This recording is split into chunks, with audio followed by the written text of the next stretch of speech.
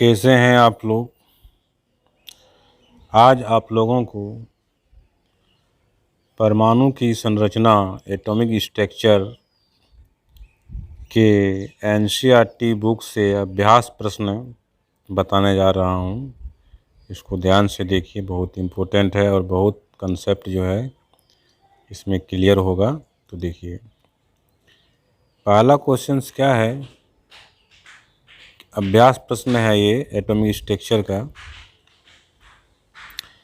तो पहला प्रश्न क्या है, देखिए पहला प्रश्न है कि इलेक्ट्रॉन, प्रोटॉन, न्यूट्रॉन के गुणों की तुलना कीजिए। यानी परमाणु में जो इलेक्ट्रॉन, प्रोटॉन और न्यूट्रॉन रहता है उसके गुणों की तुलना कीजिए। तो क्या है, देखिए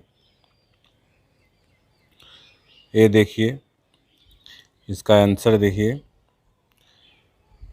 द्रव्यमान देखिए, इलेक्ट्रॉन का द्रव्यमान कितना होता है, तो 9.108 इंटू 10⁻⁻31 kg। प्रोटॉन का द्रव्यमान कितना होता है, तो प्रोटॉन का द्रव्यमान होता है 1.67 इंटू 10⁻⁻27 kg। और न्यूट्रॉन का द्रव्यमान कितना होता है, तो न्यूट्रॉन का द्रव्यमान होता है 1.67 इंटू 10⁻⁻27 kg। ये द्रव्यमान का अंतर है। अब देखिए, अब इसका आवेश में अंतर देख लीजिए। इलेक्ट्रॉन का आवेश कितना होता है, 1.602 इंटू 10⁻⁻19 कूलम। प्रोटॉन का कितना होता है, 1.6 इंटू 10⁻⁻19 कूलम। ये प्लस में होता है, ये माइनस में होता है। और न्यूट्रॉन जो है आवेशहीन है, उदासीन है, इसमें कोई चार्ज नहीं होता है। न्यूट्रॉन विद्युत उदासीन होता है, अर्थात इस पर कोई आवेश नहीं होता है। तो ये बात समझ में आया होगा, इसका आंसर क्लियर हुआ होगा। अब हम लोग नेक्स्ट क्वेश्चन की ओर बढ़ते हैं। नेक्स्ट क्वेश्चन देखिए क्या है, नेक्स्ट क्वेश्चन देखिए क्या है कि जे थॉमसन के परमाणु मॉडल की क्या सीमाएं हैं। जे थॉमसन के परमाणु मॉडल की क्या सीमाएं हैं, तो देखिए क्या सीमाएं हैं इसका कि थॉमसन के मॉडल से परमाणु के उदासीन होने की व्याख्या तो हो गई। यानी थॉमसन ने तो ये कहा था कि उसमें इलेक्ट्रॉन रहता है, इस तरह से एटम्स है और ये पॉजिटिव चार्ज रहता है और इसमें इलेक्ट्रॉन रहता है इस तरह से। तो इसमें जो है परमाणु उदासीन होने की व्याख्या हो गई, परंतु इस मॉडल के द्वारा दूसरे वैज्ञानिकों द्वारा दिए गए प्रयोगों के परिणामों को समझाया नहीं जा सका। ये बात समझ में आया कि जे थॉमसन के परमाणु मॉडल की व्याख्या उदासीन तो हुआ, परंतु इसके जो है मॉडल के द्वारा दूसरे वैज्ञानिकों द्वारा दिए गए प्रयोगों के परिणामों को समझा नहीं जा सका। तो ये हो गया इसकी सीमाएं। अब नेक्स्ट क्वेश्चन देखते हैं बच्चों। नेक्स्ट क्वेश्चन देखिए क्या है, नेक्स्ट क्वेश्चन क्या है कि रदरफोर्ड के परमाणु मॉडल की क्या सीमाएं हैं। अब रदरफोर्ड के परमाणु मॉडल की क्या सीमाएं हैं, तो देखिए रदरफोर्ड ने क्या कहा। रदरफोर्ड ने कहा है कि रदरफोर्ड ने बताया कि इलेक्ट्रॉन जो है परमाणु के चारों ओर वर्तुलाकार चक्कर यानी गोल गोल चक्कर लगाता है और ऊर्जा क्षयित करते रहते हैं, यानी ऊर्जा का लॉस होते रहता है। यदि ऐसा होगा तो इलेक्ट्रॉन चक्कर लगाते हुए नाभिक से टकरा जाएंगे, जिससे परमाणु अस्थिर हो जाएंगे। वैद्युत चुंबक सिद्धांत के अनुसार रदरफोर्ड के परमाणु मॉडल परमाणु को अस्थिर बनाता है, जबकि परमाणु अस्थायी होता है। यानी इसका क्या कहना है, रदरफोर्ड ने कहा है कि जो इलेक्ट्रॉन जो घूमता है कक्षा में, ये जो है अपना ऊर्जा को लॉस करते हुए जाता है। अगर लॉस करते हुए जाएगा तो क्या होगा, घूमते घूमते घूमते घूमते नाभिक में गिर जाएगा इलेक्ट्रॉन, और इससे परमाणु जो है क्या होगा, अस्थिर हो जाएगा, नष्ट हो जाएगा। जबकि ऐसा नहीं होता है, परमाणु तो अस्थायी है। तो यही इसकी सीमा है रदरफोर्ड के परमाणु मॉडल की। इसने जो है परमाणु के अस्थायित्व होने की व्याख्या नहीं कर पाए। तो ये बात समझ में आया। अब नेक्स्ट क्वेश्चन देखते हैं बच्चों। नेक्स्ट क्वेश्चन क्या है, नेक्स्ट क्वेश्चन देखिए 4 नंबर क्या है कि बोर के परमाणु मॉडल की व्याख्या कीजिए। बोर ने परमाणु के मॉडल का क्या व्याख्या किया है, तो इसको हम लोग देखते हैं। देखिए बोर ने क्या व्याख्या किया है कि नील्स बोर अपने परमाणु मॉडल के निम्न अवधारणा प्रस्तुति की है। इलेक्ट्रॉन केवल कुछ निश्चित कक्षाओं में चक्कर लगाता है, इन्हें इलेक्ट्रॉन की विविक्त कक्षा कहते हैं। यानी इलेक्ट्रॉन जो है एक निश्चित कक्षा में परिक्रमा करता है, घूमता है, चक्कर लगाता है, इसको विविक्त कक्षा कहते हैं। दूसरा बात क्या बोले हैं उन्होंने, जब इलेक्ट्रॉन इस विविक्त कक्षा में चक्कर लगाते हैं तो इनकी ऊर्जा विकिरण नहीं होती है। इन्होंने कहा कि ऊर्जा का लॉस नहीं होता है, विकिरण नहीं होता है ऊर्जा का। और ये देखिए इस तरह से इन्होंने कक्षा का नाम भी किया है, नामकरण किया है। ये नाभिक हो गया। देखिए भीतर का कक्षा को के बोलते हैं, इसको N1 से डिनोट करते हैं। के सेल, एल सेल यानी के कक्षा, एल कक्षा, एम कक्षा, एन कक्षा। इसको 1 2 3 4 सीरियल नंबर से इसे आप इसको इंडिकेट कर सकते हैं। तो ये बात समझ में आया। और ये हो गया बोर मॉडल। कि बोर मॉडल क्या हो गया कि परमाणु जो है किस में घूमता है, कक्षा में घूमता है, और ये अपने ऊर्जा को विकिरण नहीं करता है, लॉस नहीं करता है। ये बात समझ में आ गया। अब नेक्स्ट क्वेश्चन देखते हैं हम लोग। नेक्स्ट क्वेश्चन क्या है, नेक्स्ट क्वेश्चन क्या है 5 नंबर। क्या क्वेश्चन है देखिए, इस अध्याय में दिए गए सभी परमाणु मॉडल की तुलना कीजिए। कह रहा है कि तुलना कीजिए कि जे टॉमसन ने क्या कहा है, रदरफोर्ड ने क्या कहा है, और नील बोर ने क्या कहा है, तीनों में तुलना कीजिए। बहुत इम्पोर्टेंट बात है। देखिए इसको, देखिए देखिए क्या इसमें कहा गया। देखिए जे टॉमसन का परमाणु मॉडल है, जे टॉमसन का परमाणु मॉडल देखिए क्या इसमें कहा गया है। टॉमसन ने परमाणु की संरचना से संबंधित एक मॉडल प्रस्तुत किया जो तरबूज की तरह था। उन्हें इसके लिए निम्न मॉडल प्रस्तुत किया। परमाणु धनावेशित गोले का बना होता है और इलेक्ट्रॉन उसमें धंसे होते हैं। दूसरा बात क्या लिखे हैं इन्होंने कि ऋणात्मक और धनात्मक आवेश परिणाम में समान होते हैं, इसलिए परमाणु वैद्युत रूप से उदासीन होता है। यानी जो जे टॉमसन ने कहा कि इस तरह से होता है स्ट्रक्चर, और ये धन आवेश होता है इसमें, और ऋण आवेश जो है इसमें धंसा रहता है, ऋण आवेश इलेक्ट्रॉन, ये बताया मॉडल। और दूसरा क्या बताया कि परमाणु में इलेक्ट्रॉन और प्रोटॉन की संख्या बराबर होता है, इसलिए उदासीन होता है। ये था जे टॉमसन का मॉडल। अब देखिए ये जे टॉमसन का मॉडल था। अब देखिए रदरफोर्ड का मॉडल। देखिए रदरफोर्ड ने क्या कहा है, देखिए रदरफोर्ड ने क्या कहा है।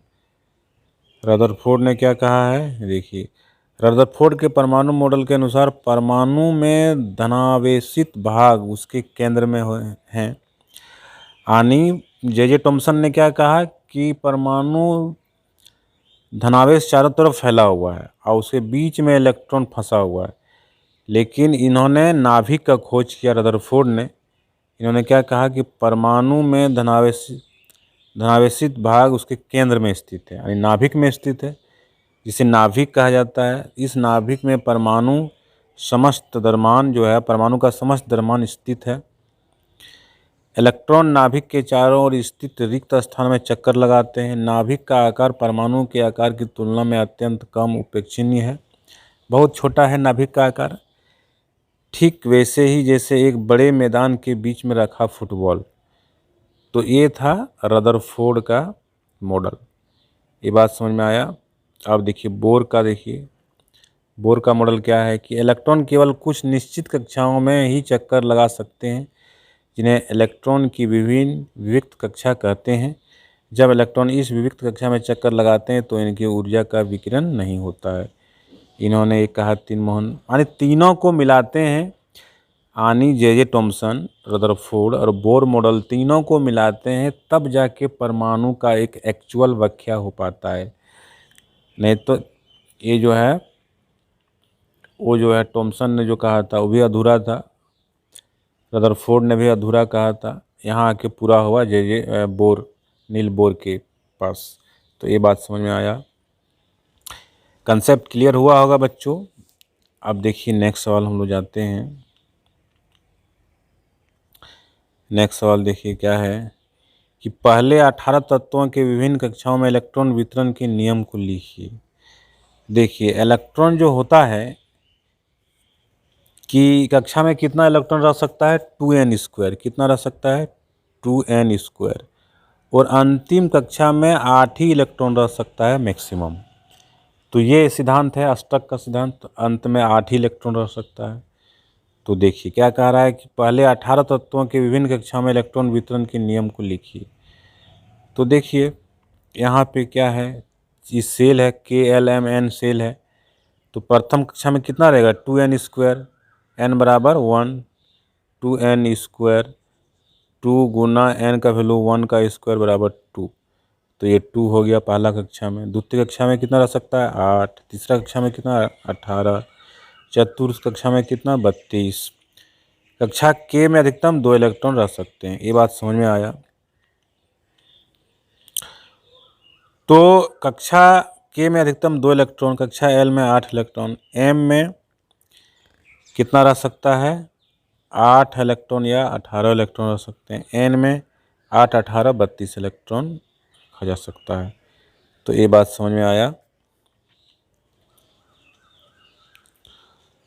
7 नंबर का सवाल देखिए क्या है कि सिलिकॉन और ऑक्सीजन का उदाहरण लेते हुए संयुक्ता की परिभाषा दीजिए। तो संयुक्ता क्या है कि अपनी अंतिम कक्षा में 8 इलेक्ट्रॉन पूरा करने के लिए जो इलेक्ट्रॉन का त्याग करता है या शेयर करता है या ग्रहण करता है उसी को उसकी संयुक्ता कहते हैं। ये बात समझ में आ रहा है।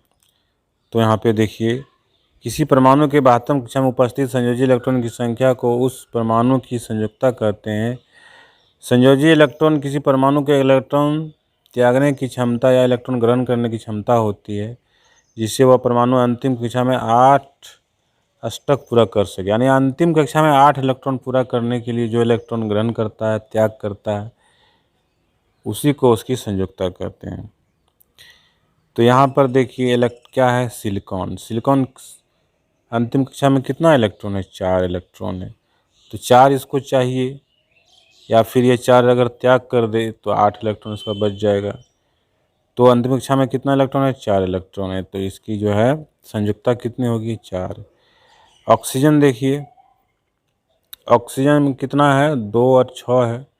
इसको कितना इलेक्ट्रॉन चाहिए, 2 इलेक्ट्रॉन चाहिए 8 पूरा होने के लिए। तो इसकी संयुक्ता कितना हो जाएगा, 2 हो जाएगा। कोई दिक्कत नहीं है। आगे बढ़ते हैं बच्चों। अब देखिए 8 नंबर का सवाल क्या है। 8 नंबर का सवाल है, उदाहरण के साथ व्याख्या कीजिए। उदाहरण के साथ व्याख्या कीजिए परमाणु संख्या, द्रव्यमान संख्या, समस्थानिक, संभारिक समस्थानिकों के कोई 2 उदाहरण लिखिए। तो परमाणु संख्या क्या है, तो इसका फॉर्मूला क्या है, इसका परिभाषा, किसी परमाणु के नाभिक में उपस्थित प्रोटॉन की संख्या उस परमाणु की परमाणु संख्या कहलाती है। यानी जितना प्रोटॉन रहेगा नाभिक में वो परमाणु संख्या हो जाएगा। कोई दिक्कत नहीं है। परमाणु संख्या बराबर प्रोटॉन की संख्या, कोई दिक्कत नहीं है। अब देखिए द्रव्यमान संख्या क्या है। द्रव्यमान संख्या देखिए, किसी परमाणु के नाभिक में उपस्थित प्रोटॉनों की संख्या, न्यूट्रॉनों की संख्या, कुल योग को द्रव्यमान संख्या कहते हैं। यानी न्यूट्रॉन प्लस प्रोटॉन दोनों को जोड़ेंगे तो द्रव्यमान संख्या देगा परमाणु का। कोई दिक्कत नहीं है। नेक्स्ट देखते हैं इसमें क्या है कि समस्थानिक क्या है। तो वे तत्व जो जिनकी परमाणु संख्या समान हो लेकिन द्रव्यमान संख्या भिन्न हो। किसी तत्व के वे परमाणु जिनकी परमाणु संख्या समान हो। परमाणु संख्या क्या होता है? समान होता है। द्रव्यमान संख्या क्या होता है? भिन्न होता है। उसको क्या कहते हैं? समस्थानिक कहते हैं। जैसे हाइड्रोजन का समस्थानिक को देखिए, ये देखिए हाइड्रोजन है, ड्यूटेरियम है, ये है। तो ये जो 3 है हाइड्रोजन के समस्थानिक, ये सब देखिए। और क्लोरीन के समस्थानिक को देखिए, क्लोरीन, ये देखिए ये है कि द्रव्यमान संख्या समान, ये परमाणु संख्या समान है, परमाणु संख्या समान है, द्रव्यमान संख्या भिन्न है। तो ये क्या है? समस्थानिक है। ये बात समझ में आया। और संभारिक क्या है? संभारिक वे है जिसकी द्रव्यमान संख्या समान हो, परमाणु संख्या भिन्न हो। किसी तत्व के वे परमाणु जिनकी द्रव्यमान संख्या समान हो, परमाणु संख्या भिन्न हो, वो संभारिक कहलाते हैं। ये बात समझ में आया। इसका एग्जाम्पल देख सकते हैं। ये देखिए आर्गन है और कैल्शियम है। देखिए द्रव्यमान संख्या बराबर है यहाँ 40-40, परमाणु संख्या भिन्न है 18 और 20। उसी तरह क्रिप्टन है और ये तत्व देखिए 86-86 द्रव्यमान संख्या है, बराबर है, परमाणु संख्या भिन्न है। तो ये क्या हो गया? संभारिक हो गया। कोई दिक्कत नहीं है। तो बच्चों ये है एक्सरसाइज का सवाल। अब नेक्स्ट सवाल जो है बच्चों नेक्स्ट वीडियो में लाएंगे। इतना आप लोग समझिए, इसको बनाइए। नेक्स्ट वीडियो के लिए, नेक्स्ट सवाल के लिए नेक्स्ट वीडियो लेके आएंगे। धन्यवाद बच्चों।